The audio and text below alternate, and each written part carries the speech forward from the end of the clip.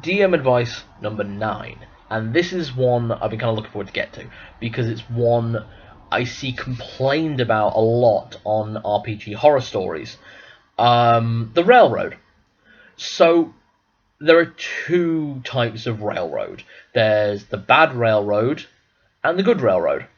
And a bad railroad is the obvious one. They've got no choice. This is what's happening, and they have no longer got player autonomy to make a decision based on their character's feelings. A story I read about today was a rogue who had actually successfully picked a lock, run away, and she had all the equipment to get away, suddenly being teleported back to the start point.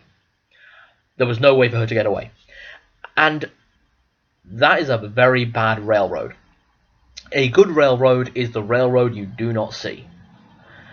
So I actually posted on that story today on RPG Horror Stories that what the GM should have done was allow the rogue to get away, the rogue and the bard to meet back up, and they run away in a sort of Benny Hill style run around the castle where they keep getting lost and intermingled, running into guards, maybe not having full out fights, but just keep going, and then suddenly burst into the king's bedchamber. And that's where the plot could be explained. And that's the thing. There's nothing actually wrong with railroading your players, because you as the GM have a story to tell. You know what story is there to be told. If the players absolutely do not want to hear your story, fine. Riff with them. Find out what kind of story they want to have told. But if they are playing your game and playing with you, 9 times out of 10, they want to hear your story. So don't force them into this one singular narrative where they have to do this, they have to go through this, and this has to happen. Instead, let their roles matter. Let them pick the lock and sneak around the castle. Let them take the right-hand path rather than the left-hand path. Let them fail as well, actually. Let them fail at picking a lock to get into the room you want them to get into. They will come up with another way, or, this is the really great bit, that map is in your brain. Move that room to a different room. The room they just didn't get into, that's not the King's Chamber, that's a storeroom. The room they do get into 2 doors down, that's the King's Chamber.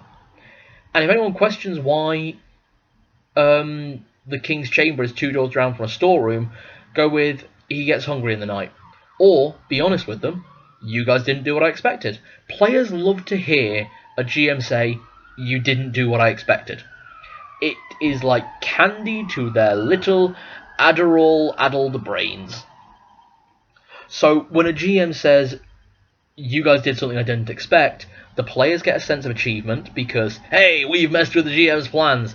But you as the GM know they haven't, because they are still in the room that you wanted them to be into, having the conversation that you wanted them to have. And that's basically it. That's hiding the railroad. I mean, I don't railroad too much. I mean, if I need my party to get to one particular town, I will make it obvious which town they're going to. And if, for example, a player decides that they're going to clearly fob off that plan and go to a direction that I had not really planned for, then, well, hey, your ship gets attacked by a kraken, and you get washed up on the shore of the island that I wanted you on. They still got to make a choice. They still had an interaction based on their choice. Make some NPCs for them to interact with there. Have them interact with the kraken in some way. Hey, interacting with that kraken, it might suddenly realise that they want to multi-class into warlock, or if they're already a warlock, maybe they want to swap patron.